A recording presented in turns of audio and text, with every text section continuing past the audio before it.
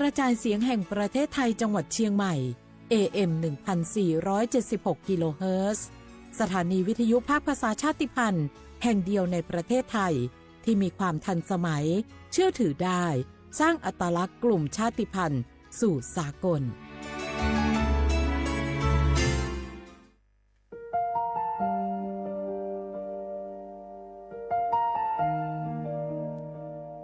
ขอน้อมเกล้าถวายอาลัยสมเด็จพระพันปีหลวงพระแม่แห่งแผ่นดินผู้ทรงเมตตาเหนือเกล้าขอพระองค์เสด็จสู่สวรรคาลัยข้าพระพุทธเจ้าข้าราชการและเจ้าหน้าที่สถานีวิทยุกระจายเสียงแห่งประเทศไทยจังหวัดเชียงใหม่กรมประชาสัมพันธ์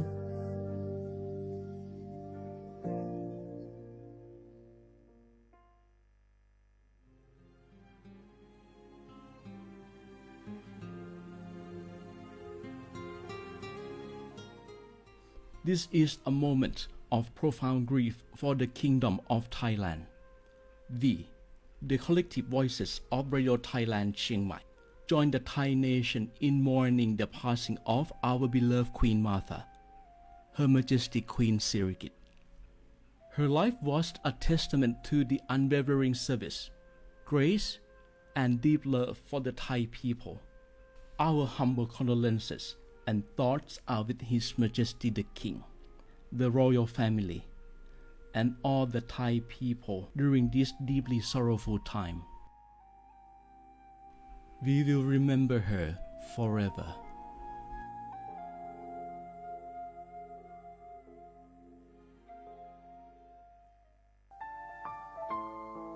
เฮาข้าพี่น้องเจ้าคือไตมีตั้งหม่องเจออันเจ้านางหอคำ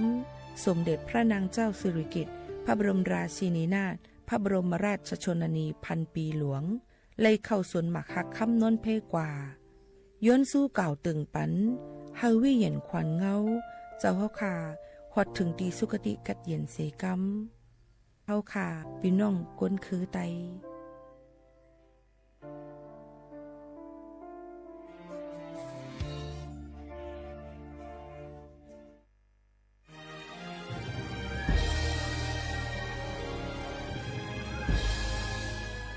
เกิดเป็นคนไทย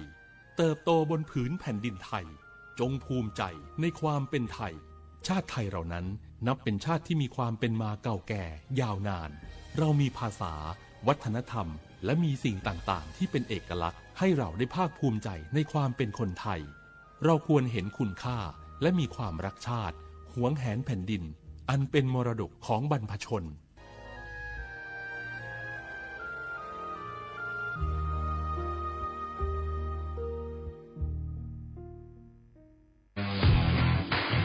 รัฐบาลไทยประกาศสงครามสแกมเมอร์รัฐบาลจึงได้ประกาศสงครามกับสแกมเมอร์ในฐานะที่สแกมเมอร์เป็นวาระแห่งชาติและในวันนี้ผมก็ได้ใช้โอกาสนี้มารายงานความคืบหน้าและเน้นย้ำถึงสิ่งที่เราต้องร่วมกันทำต่อไปรัฐบาลได้จัดตั้งคณะกรรมการอำนวยการป้องกันและปราบปรามอาชญากรรมทางเทคโนโลยีขึ้นมาโดยมีผมเป็นประธานด้วยตนเองเพื่อให้ทุกหน่วยงานทำงานไปในทิศทางเดียวกันเราได้มีการลงนามบันทึกความเข้าใจระหว่าง 15 หน่วยงานหลักทั้งภาครัฐและภาคเอกชนตลอดจนสถาบันการเงินเพื่ออุดช่องโหว่ทางการเงินและตัดเส้นทางเงินของกระบวนการอาชญากรรมเหล่านี้ให้สิ้นซากรวมพลังคนไทยต้านภัยสแกมเมอร์นายอนุทินชาญวีรกูลนายกรัฐมนตรี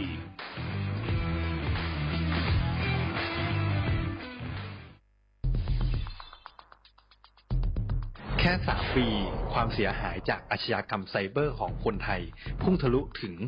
94,000 ล้านบาทหรือเฉลี่ยปีละ 30,000 ล้านบาท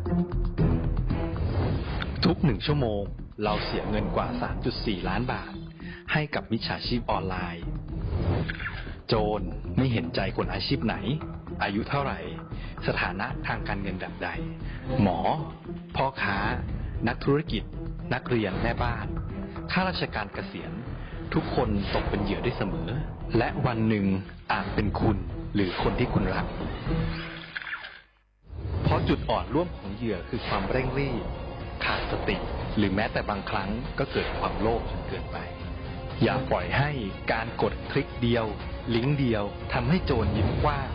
วันนี้ถึงเวลาแล้วที่คนไทยทุกคนจะต้องร่วมมือกันสร้างภูมิคุ้มกันอาชญากรรมไซเบอร์ช่วยกันหยุดก่อนที่ภัยไซเบอร์จะทำให้คนที่คุณรักและตัวคุณเองกลายเป็นเหยื่อ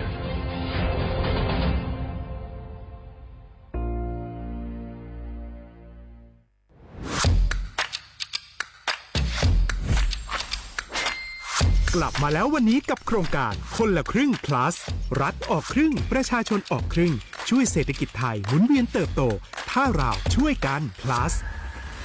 ต่อยอดให้เศรษฐกิจไทยเติบโตอย่างยั่งยืนด้วย5 plus plus ที่ 1 เพิ่มช่วงอายุผู้เข้าร่วมโครงการจาก18ปีเป็น16ปีplus ที่ 2 เพิ่มวงเงินใช้จ่ายจาก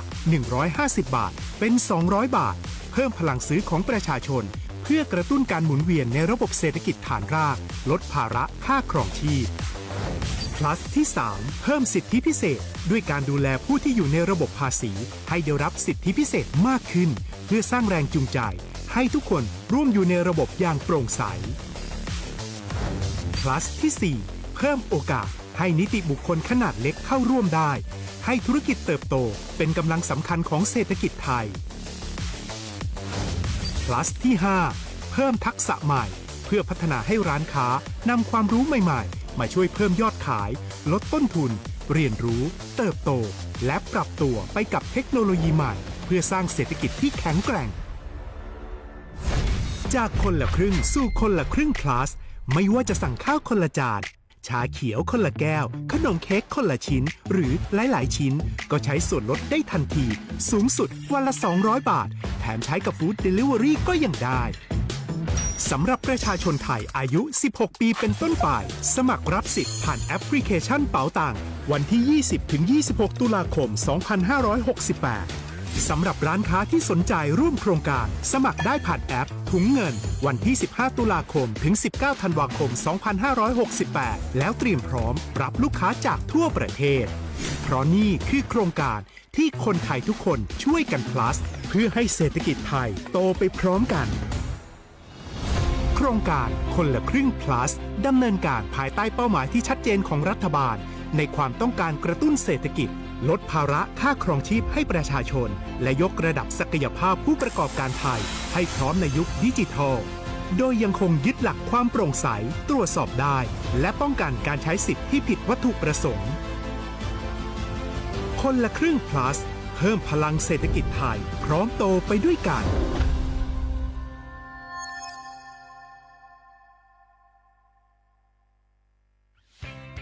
เส้นทางสายหมอกที่สวยที่สุดในเมืองแพร่กำลังรอทุกคนไปวิ่งด้วยกันครับทุกก้าวของคุณคือพลังของลมหายใจชวนเพื่อนชวนครอบครัวมาวิ่งฝ่าสายหมอกเพื่อโรงพยาบาลแพร่ในวันอาทิตย์ที่ 7 ธันวาคม 2568 บริเวณลานกิจกรรมหลังวัดพระธาตุช่อแฮมาร่วมกันส่งต่อพลังแห่งความดีเพราะทุกก้าวของคุณช่วยต่อชีวิตให้กับผู้ป่วยในโรงพยาบาลแพร่สมัครได้เลยวันนี้แล้วไปวิ่งด้วยกันในวันอาทิตย์ที่ 7 ธันวาคม 2568พบกันบริเวณลานกิจกรรมหลังวัดพระธาตุช่อแฮนะครับ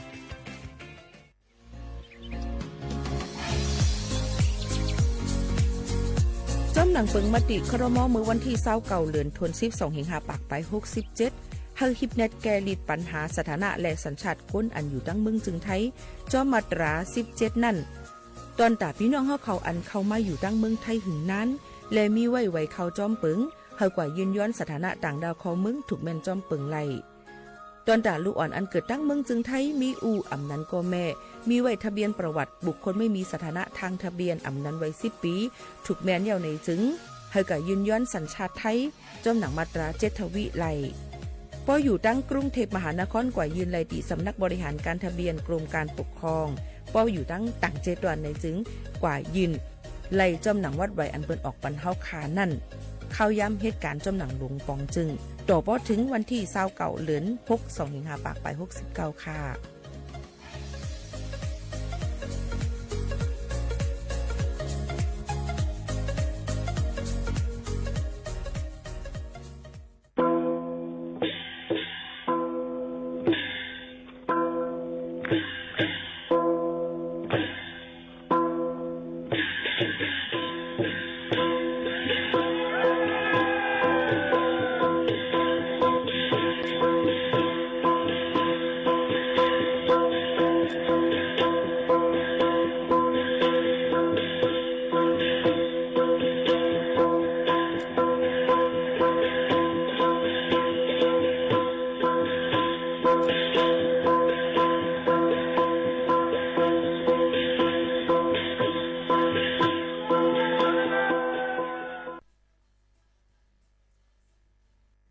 พี่น้องเขาสนใจใครปืนเผาผ่านตั้งห้องปล่อยเสียงสวทเก้งใหม่ปั่นตั้งหู้ห่มปาดังมีดังซื้อถ่อมแจ้งแล้งหลีกว่าไก่ในปืนตีเจดอนเก้งใหม่กับสืบมาเลยดี